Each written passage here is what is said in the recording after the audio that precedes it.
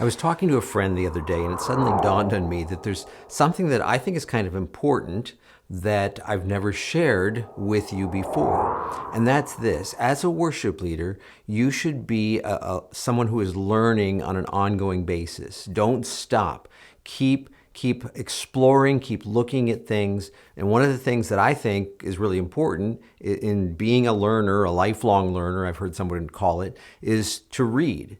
Now, you'll see some of the bookcases at our house kind of flashing on the screen behind me here. All of us are avid readers, and this is not even all of the books. This is just a sampling, all right? And this isn't even the ones that our adult kids have taken with them when they have left home. But this gives you an idea of how important I think reading is, because it's been a part of our family, part of our lives. And it's helped us to be able to learn and grow more and more over time. And I don't care whether you do it, read on a Kindle or some other electronic device, or read the actual paper book, whatever. It doesn't make any difference as long as you're getting the information. And I think that reading is better than watching a YouTube video or something like that, because you can mark things, take notes, make notes in the pages. Even in a Kindle, you can do that kind of thing.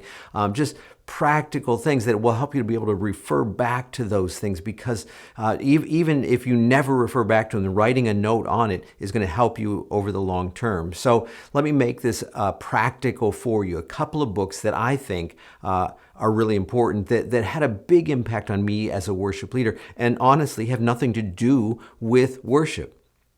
One is called The 5 Dysfunctions of a Team, and it's really written for a business kind of person, that kind of thing. Patrick Lencioni is the author, and again, it's kind of a business kind of thing, but when he talks about things like absence of trust and fear of conflict and lack of commitment, those kinds of things, goodness, he's talking about what you're dealing with in a worship team.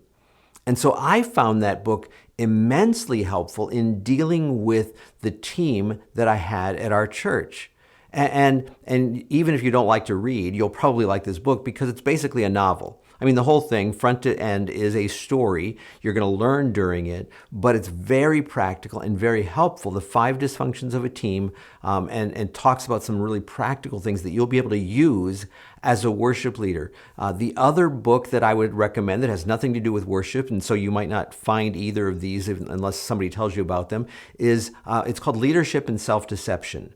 And in that book, again, same kind of thing. It's like a novel, but you're going to learn stuff about yourself that honestly maybe you won't want to know as a leader, but it's going to be really helpful for you over the long haul. I looked at, as I read that book, it really revealed some things in my own life, my own heart, that I had to deal with, and I'm still honestly dealing with. I don't think any of us gets this perfectly, but I've recognized some things that have helped make me a better leader. And so just some practical kind of things that will make a difference. But again, I want to encourage you, the big takeaway, yes, those 2 books are really helpful, but the big takeaway is that you keep learning, keep growing, keep stretching yourself. Don't ever stop, because you're going to be a better leader for it over the long term. Brought to you by MyWorshipLeadingCoach.com.